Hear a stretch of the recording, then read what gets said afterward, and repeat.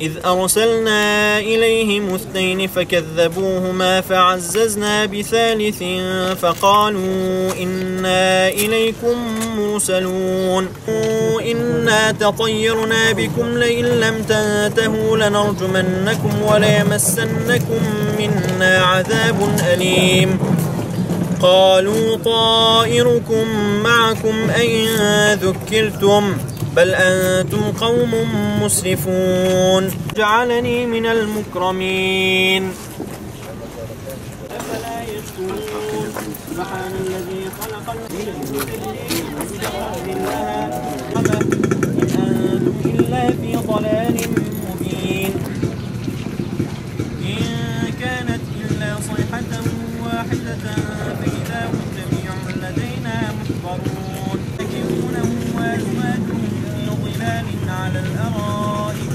متكئون لهم فيها فاكهة ولهم ما يدعون سلام قولا من رب رحيم.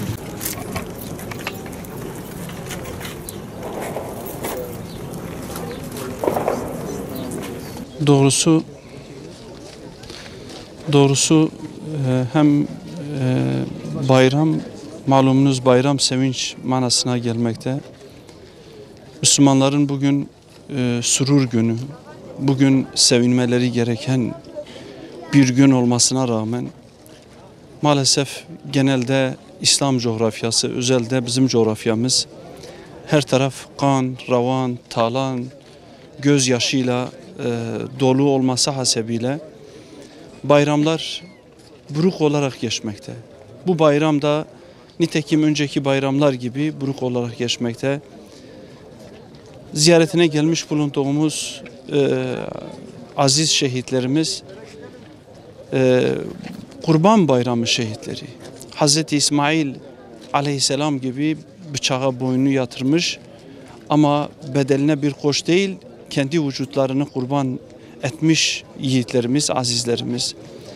Bu açıdan hakikaten yani şu anda yaşamış olduğumuz bu bayramın sevincini hissedemiyoruz ama Üstadın ifadesiyle, Üstad Bediüzzaman'ın ifadesiyle şu istikbal inkılabatın içerisinde en yüksek ve gür sada İslam'ın, Kur'an'ın sadası olacağı için ondan ümitliyiz. Bu nedenle her şeye rağmen, zalimlerin dünyayı bize zindan etmelerine rağmen inşallah bayram yapmaya çalışacağız ve inşallah daha güzel, daha gerçekçi bayramlara ulaşacağız diye ümit ediyoruz.